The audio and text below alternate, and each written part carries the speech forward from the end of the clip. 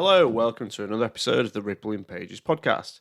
My name's Liam Bishop and I'm a writer from Leeds, and I'm here today with Richard Price, poet, novelist and translator.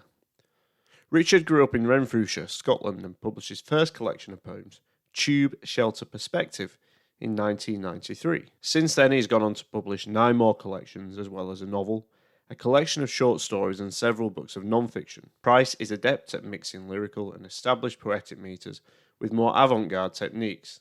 Often, this results in a deep and tender appeal to the emotions, like in Small World, a collection about a father and his 2 daughters. In The Owner of the Sea, however, Price has undertaken an act of retelling, and it's a retelling of 3 Inuit tales.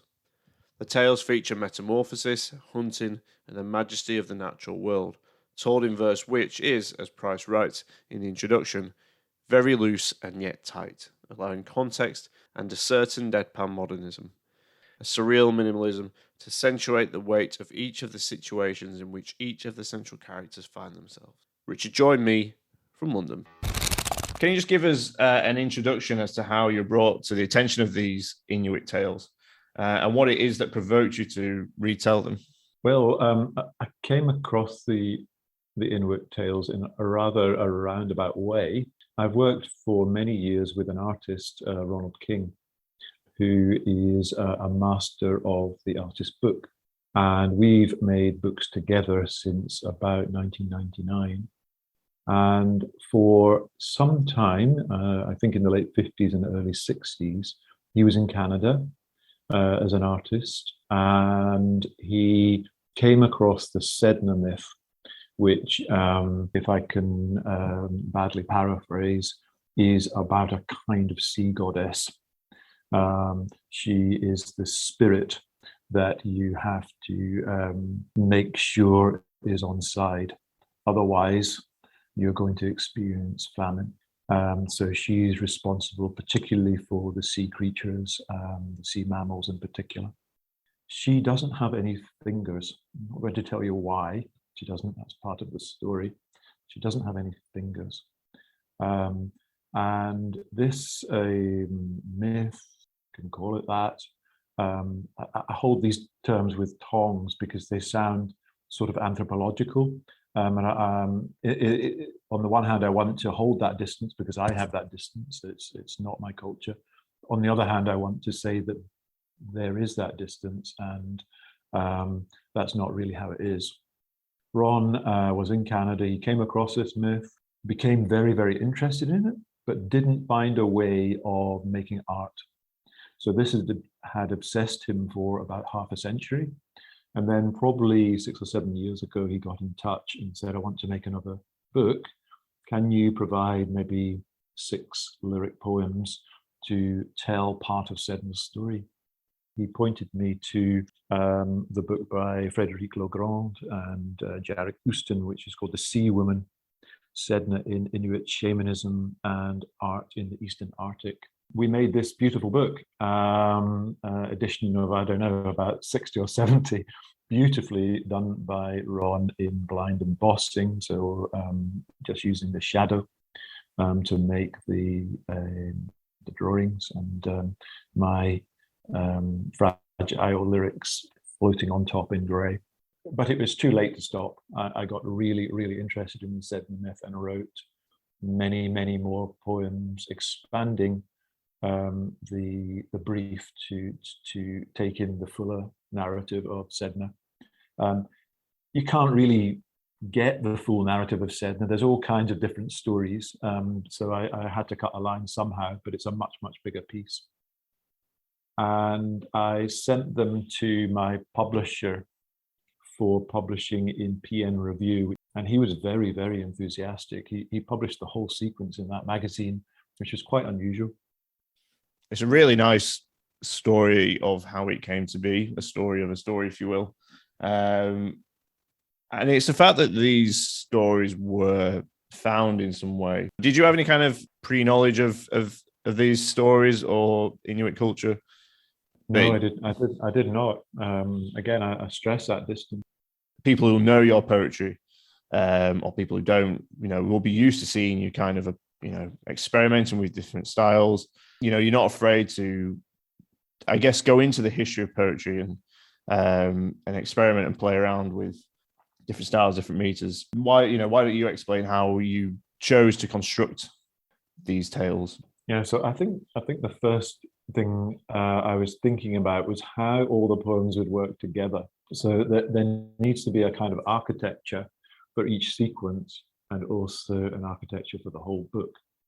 So I wanted to keep the sense that this was going to be a suspenseful set of stories. So suspense is really, really important to the book. And as a lyric poet, this is completely liberating. It's a completely different sort of architecture. It's poetry on the move. It's much closer to a set of looks to camera, theatrical drama. It's much more like that. But at heart, I'm a lyric poet. So I'm a slow poet. I'm a writer of slow poetry where you're meant to be thoughtful all the time, and things are meant to have dense meanings. So how to square that? Well, I suppose to bring up cinema again, it's to use cinema techniques like the look to camera, the fourth wall going, just now and again. It's to use jump cuts. So suddenly one scene is implied by the voice, and then, whoa, another voice. It might be the same person, but in a completely different situation. Sometimes it's almost a chorus figure, particularly in Sedna, where the people in the community are going, oh my God, she's at it again. The reader has to keep on their toes because I don't always tell you who's speaking. And again, that's the kind of lyric drag. So I'm trying to hybridize narrative with lyric. Part of that is a kind of deadpan humor, particularly for the gruesome things, things which you can barely think can exist. They are just so horrific. But, if Tarantino can do it, then I can do it. That kind of schlock, which has an amazing energy to it. I think it's underused in poetry. We're all meant to be kind and thoughtful. Well, maybe you don't have to be. Maybe the story is there, and then the reader can be as kind, as thoughtful, and generous as they want. And it has this sense of being an epic, a big sort of narrative poem, but it also has a very contemporary sense, being informed by a desire to really apply some more modern narrative techniques, if you will. So there are a lot of gaps in the narrative, and you've said there how you sometimes do and don't account for these gaps. For Kiviuk, for instance, is the wanderer and the hunter, and you have three sections, and the kind of book is sort of overarched by this very sort of female presence in Sedna, and then Kiviuk, wanderer and hunter. Before we go into his narrative, I just wondered if you could explain a bit more about the contrast between those two. Sedna is, to begin with, a kind of put-upon daughter of a father godlike figure, pressurized to marry. So really, roughly speaking, in the first third of her narrative, she's put upon. But gradually, she begins to take on power. In some ways, conventional mannish power. She begins to dictate, and she is terribly punished for that. And she goes through another cycle of being put upon, pressure on her to do what her father wants. But again, right at the end, she has won power, a very hard won power, but she has done that. And in conventional terms, is taking on a kind of almost a patriarchal role. Again, these are my ideas. These are my interpretations. The myth is ambiguous, complex, contradictory, and you can see it in all kinds of different ways. But Kiviuk has the reputation, I understand, of being kind and generous. He is loved in a way I don't think Sedna is. Sedna is feared and respected. And I find that really interesting because Kiviuk is a very violent man. He is a murderer. He's a trickster, and not always in a nice way, to say the least. He is full of movement. He is doing the moving. He is moving around. He is doing the tricks. That's not what Sedna does. Sedna is moved.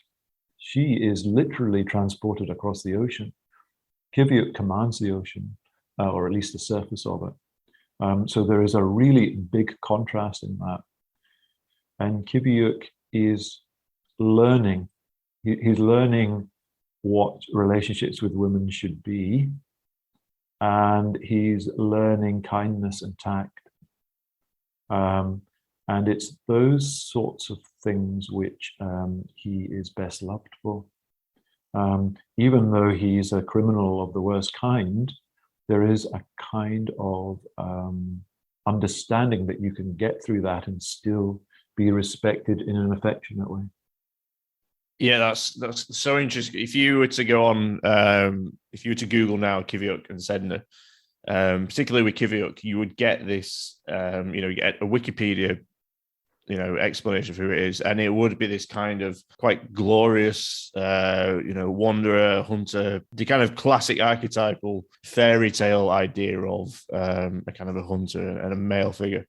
And yeah, you don't get that with Sedna. And there's something really interesting that you're doing in this book, which is about, and it's very implicit and it's very, very, just very neatly done without kind of forcing it onto the reader. It's how you sort of play with expectations of gender and gender roles, and it creates this very quite uncomfortable sense of who am I reading about here, and you're always kind of challenging expectations. But yeah, Kiviuk is violent, he is absent, but the gaps in his narrative, and it's these kind of moments of violence. He talks about being like, if Tarantino can do it. What makes me think is that there is a bit of a difference between Tarantino and yourself, is that with cinema, I guess we get, in some sense, an implied explanation for why.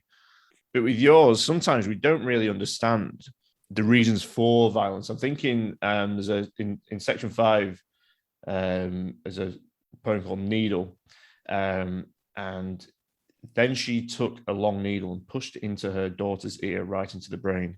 You don't survive that, but we don't get really too much explanation or understand why that's happened. So I wonder, did you find these moments difficult to explain or not explain? Some of the discontinuities are really interesting, and I don't want to sort of talk to. I think the way that the mother murders her daughter. Well, I suppose my narrative has failed there because I was trying to prepare for that. It's rivalry between the mother and the daughter, and there are a few clues about the rivalry, not about the extent of the violence. I understand that, but this mother and daughter, who are also wolves, they're both wolves and women at the same time. They had been living isolated with only a bit of wood for company, shall we say. Up turns Kiviuk, and suddenly they're rivals, they're love rivals, and the way they talk about, actually the way they talk begins to unravel their rivalries. It begins to show them. Maybe it's a little bit of a steep incline.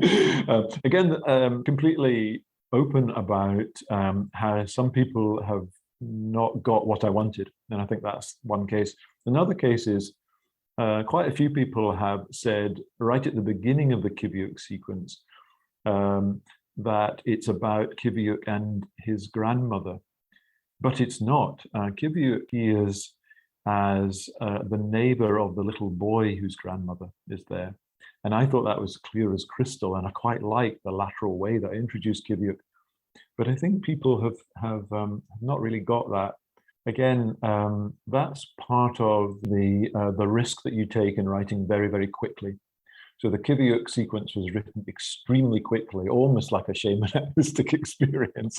I was in a kind of dwam, a kind of, oh, wow, and then this happened and this happened. And perhaps I haven't completely attended to the dramatic art, but I think that's okay. I don't think it's so much that. I think it's just more about the unexplained sense of violence. I don't think it's so much about the causality of the narrative. I think it's more about, why is there so much violence? Why are these people violent? With Tarantino, I think Tarantino is probably not a great analogy, but with Tarantino film, you kind of expect it. You know what you're getting into. With this kind of narrative, why is there so much violence within community? We don't get the reasons for that, if that makes sense. I think I would turn it around the other way and think about Aeschylus and the Furies and the end of that, at the end of the Oresteia. It's not how did we get here through violence, it's how do we stop the bloody stuff. So you have to show how absolutely horrific it is. Maybe it's random. Maybe there are deep-seated reasons. I don't care. I want it to stop. And you might say, well, we can only do that when we know the reasons. Maybe, but that's not what Aeschylus is saying. Aeschylus is saying it's going to stop, and this is how we're going to stop it. That's actually by the rule of law. Again, no law is perfect, so that's quite a hierarchical thing to say. But it seems to me that one of the things that these myths are doing is presenting extreme violence and saying, how on earth are we going to stop this? What sort of rules and behavior necessary to stop this? Yeah, and it's one of those moments as well where the reader, you kind of go, oh, well, we're not anything like this anymore. We're much more, we're more advanced in inverted commas, and then you kind of sit there and you only have to think about what's going on in the world, and you you start to realize actually, yeah, we're not that much different, and it's that kind of that distance between sort of feels very near and then sometimes very far away. There are other kinds of gaps, and gaps seems quite constituent of the people's lives, people's characters. And Kiviuk, for instance, is away from his family quite a lot, or he's away from his community. And so people will, his family are experiencing, to some extent, the gaps of their father, gaps of their tribesmen or what have you. And imagine that's the same for a lot of other male figures in these communities, and the kind of expectations of what they either thought they had to do or what they think supposed to do. I just wonder, you've written a wonderful collection about family and fatherhood in Small World. What was it like writing about Kiviuk? And we sort of touched on some of the realities of actually who this person was. I wonder what it was like for you comparing those experiences to something like Small World. I suppose, well, it's a stark difference, that's for sure. A book like Small World is concerned with domestic space. And in the last 20, 30 years, conventionally, women writers have occupied that space and have rightly valorized it, have said that this is work. And there are all kinds of richnesses there, and they have applied that. And they have also criticized male poetry for being, for really obliterating that space. In terms of Small World and earlier sequences like Handheld and Lucky Day, I have turned my attention to the domestic space as a man talking about children, the work of child rearing, the shifting dynamic between men and women. In my case, of course, men and men can raise children, and women can raise children. But in my case, that shifting dynamic in a relationship of parenthood, and paying attention to the detail of children. So that is really what Small World and Lucky Day are about. And that's what my next book will be about, Late Gifts. So I have a young son, and I'm now a kind of old middle-aged guy. and that book will be about that. The contrast with Kiviuk, who doesn't need to worry about that. He's out there. He's out there in his kayak, killing bears. Yeah, he is. Yeah. Whatever he wants to do. So what I've done with Kiviuk is shown how polarized that community is in terms of gender, and just presented the excitements and the problems of that. Towards the end, he's still trying to be a kid, a male kid, or a teenager boy, still trying to tease grown-up women to seduce them. And the first one, who's a swan, just won't take it. Says, which arm of yours do you want me to break first? And and he's like, that shuts him up. And the other one, the goose woman, is in tears about his behavior, which he just sees as teasing and fun and all part of banter. But it's not. And he has to come to terms with that. Stones and shells. Just as Kiviuk was approaching another remote house, a lemming crossed his path. Kiviuk saw it was the one he'd rescued from a rock pool, an age ago. Listen, Kiviuk, said the lemming without even saying hello. You saved my life once, and now I'm going to save yours. When you lie down to sleep tonight, make sure to protect your vitals. There are large shells here and flat stones. Place them over your body. But conceal them under your clothes. If you do, you might just survive tonight. Kiviuk thanked the lemming, who disappeared in a hurry. What are my vitals? Kiviuk asked himself, before scooping up half the rocky beach. Then he walked up to the house. There were 2 sisters in the house, and they were of a kind that's relatively rare these days. They had scales from the midriff down, and their bodies ended with a sharp tail. They welcomed Kiviuk, be our guest, and he spent a happy enough evening with them. When it came to bedtime, he settled down on a bunk and pretended to go to sleep. They started to talk about Kiviuk as if he would be a tasty piece of meat. They wondered what tools and clothes they'd make from his bones and his skin. The sisters turned to another subject that interested them. Which of the women should get to kill Kiviuk? My tail's sharper than yours, sister, said the older woman. He won't know he's been attacked before it's too late. I like the pleasure of jabbing a man, said the younger sister. A tail should not be too sharp, or it's all over so quickly. The first sister had to agree. She wanted to see Kiviuk writhe, with her sister on top of him, jabbing him in every tender part. Well, sharpen your tail a little, she said. We're not monsters.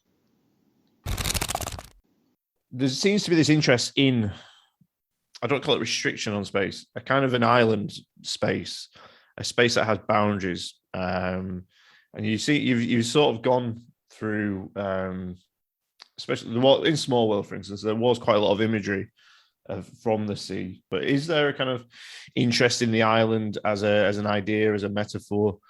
Oh, very much so. Very much so. I've used the island many times. So I suppose most obviously in my novel, The Island, and which uses images of islands from a traffic island all the way to the central island, which is the island based on the Scottish island Grunard, where they tested anthrax in the 1940s. So that novel is about a senior civil servant and his daughter on the day of an airborne crisis. So this is written well before the pandemic, but it's about his breakdown, but also the kind of social breakdown, as something like Grunard's pathogens gets out and begins to affect everyone's breathing. So So I suppose that's a technical description, but in terms of symbolic ideas, I'm both attracted to an island as a kind of misanthrope, someone who just wants a bit of peace and quiet. I think we all have time to time. And also as a very sociable person who believes that it's actually a sea of islands and there's all kinds of intercommunication between them. So I am interested in that, absolutely. I don't think anyone wants to be on a forced island, but sometimes you want to go to islands just to have that seclusion, that Zen moment to gather ourselves. I don't know. Obviously, lots of islands in Scotland. If you ever visit them as a child or as an adult? Oh, absolutely. Yes. Yeah. So my mum and dad would pop us four boys into a motor caravan and drive for about 6 or 7 hours up to the northwest of Scotland. And in fact, that Grunard Island was very close to where our beach was, and we would just have a week or two. So there's this whole innocence and evil coexisting with each other there. I made a radio program about that a few years ago, about how it was just so close. And we interviewed people who had actually been there at the time that they were putting the anthrax experiments onto the island. Unbeknownst to me, this very remote, deserted beach had been matted with military activity during the Second World War. And that's why they used the island. They already... This series is all about, beneath the surface, and it's not intentional. I think that we have two titles so far that have spoke about the sea, because the sea does create distance. We talk about being oceans away from people and surrounded by the sea if you're on an island, and it's a kind of sense of distance. And I wanted to speak about song. You reference song quite a lot in The Owner of the Sea. You referenced it in previous collections, but I wondered what song is. I wonder what song means to you in the context of being a poet and a writer. There are several ways to answer this. One is biographical, and that is the reason why I'm a writer at all is because I was very interested in lyrics as a teenager. So the classic singer-songwriters, Bob Dylan, Leonard Cohen, Joni Mitchell, they were really, really important to me. And that's how I began to write what I thought was poetry, but it was really somewhere between a speaking voice and a singing voice. And that's how I perform my poetry now. It's not singing, but it's not the usual poetry voice either. There's something there which is in that space. To me, song is not a cure-all. There is a course, or a lyricizing, a sort of valorization of song as if that's a fantastic thing. Song is very, very powerful. The shaman has to make a kind of song, has to make a kind of movement or dance, often has to commit violence. He has to come back with the signs of blood. Those are to be treated seriously and carefully in one sense. Song is very, very powerful. It's like poetry. It's an intensifier. It's not a truth teller. It's a state changer. Sometimes it is a benevolent tool, but either way, if it's not, it has this sort of sense of enchantment. And well, for Cuviuk, at the end of the sequence, it folds back to the beginning of the sequence. So the little boy and the grandmother, who are neighbors of Cuviuk, right at the beginning of the story, they have what's called a hole in the universe. And it's a little puddle that the grandmother, who is an Angaguk sorceress, she has made. And that little boy can swim into the puddle and pop up at another puddle somewhere else in the settlement. when he's doing that, he's essentially in song time. Right at the end of the sequence, Kiviuk has to go and find his wife and family.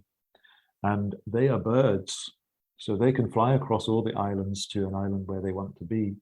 But he can't possibly do that, not even in a kayak. He has to use a kind of science fiction, and that is find another dimension, another hole in the universe. And as I paraphrase it, he travels by song, and that song is a kind of summary of all his adventures. He's sort of telling you what he's done in the song. So you've got this travel device which is going forward across immense distance by summarizing and lyricizing what's happened in the past. So that's a phenomenal paradox, but it's also telling you the power of song, because songs are about what are you going to do next? Where's your future?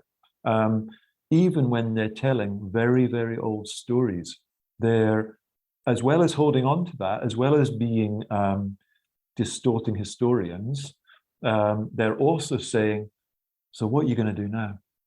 Are you going to use this energy? And that future is really important. It's important for me. One of my sensibilities is quite a melancholy sensibility.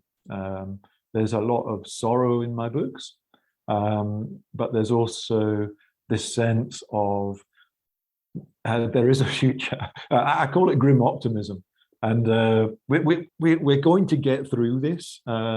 I'm going to witness this. You're going to witness it. We're going to do this together. Song is going to propel us into a better future. I know it's platitudinous, but I still believe it. I still believe we can get that energy. Within your poetry, song is deployed in different ways. I think to as it is in life, I think to sing in the sea in Small World. It's Careen in her grief, they say, sing in the sea, sing in the sea. She lost him, lost her boy. She saw him lose himself. Careen in her grief, they say, sing in the sea. We, when we mourn at funerals, things we sing, hymns and things like that. But when we're joyous, we sing as a signifier of that joy as well. And it's a sense of community that we get. And in the Owner of the Sea, there is a lot of different instances of how song is used, and obviously there it is a tool for transportation, time travel, if you will. So was that was this something that you created, and a sort of narrative device, or was this something that you had found within these stories, that this was an idea that these Inuit cultures sort of held? Oh, traveling by song? No, that's within the transcripts and ideas. Oh, right, wow. So that's not an invention at all. That's pretty close to it. So in fact, that is Kiviuk actually has a song. So and that is something which the storytellers will sing, and that's not like the rest of the storytelling. It's interesting that you talk about the Careen poem in Small World, because positioning is all there. This is the speaker listening to Careen Bailey Ray and her song, which is about losing her partner. But it's placed within the hospital sequence where the speaker is literally thinking the same. The speaker could well lose their partner. And, how's the throw of the dice going to go? Again, even though that's based on real life, there is a sense in Small World of suspense. It's how is it going to go? And because the final sequence, Small World, was written in real time, that was real. My then partner had a brain hemorrhage, was very, very ill. It was on a knife edge. And listening to that and thinking, oh my God, how's it going to go? And luckily it didn't go that way. Well, pleased to hear that. We're very happy to hear that. I don't know if you sort of alluded to it there, how song can also transform, can sort of move, it moves you, it moves people, it moves you into a different state, different emotion. And there's a lot of transitions in The Owner of the Sea. There's a lot of changes and metamorphoses. Well, I think they're probably layered onto each other. When you think about the Sedna myth, now Sedna is finally seduced by someone who can sing beautifully. But I say someone, it turns out they're not quite who you think they are. They change into another creature. I was really interested in the way that Inuit culture has, at the very least, a doubleness. Almost any person is also an animal, and that animal can be a wolf, a seabird, a bear, all kinds of things. And even the genders are fluid. So the small central piece is about a woman who changes into a man. The genders are really fluid. And I'm attracted to fluidity. I think, first of all, it's exciting just from an entertainment point of view, but it's actually, it's generous. It allows change within an individual over time, but also it doesn't pin down someone to these huge clunking categories. Oh, you're that, and that's all you are. No, you're not. You may change over time, and you may also be much more fluid at any point. The Inuit tales also remind us very strongly that we are animals. And you can see how this was unacceptable to the Christian capitalists who came in. They stripped that out very, very quickly. They were very, very uneasy about that. But not to raise Inuit people up, actually to control them. So understanding that you are part of a very complicated continuum, not always a nice one. It's not all nicey eco, but definitely part of the world, and all the challenge of that. They didn't want that at all. They stripped that down. If anything, ironically, they made Inuit into movable animals, into pets, into a factory farm system that the residential school was, and luckily is now over. But those attitudes still need fighting against. But Richard Price, it's been an absolute pleasure hearing more about these. For those who haven't bought the book yet, I sort of implore them to go out and buy it, because it's such a fascinating insight into Inuit culture, but also poetic art of retelling tales from different cultures and different eras. So thank you very much indeed for joining me today. Oh, thank you, Liam. It's been an absolute pleasure. It's been great to be on the program. Thanks very much for joining me for another episode of the Retelling Pages podcast. The Owner of the Sea is out now, and it's published by Carcanet.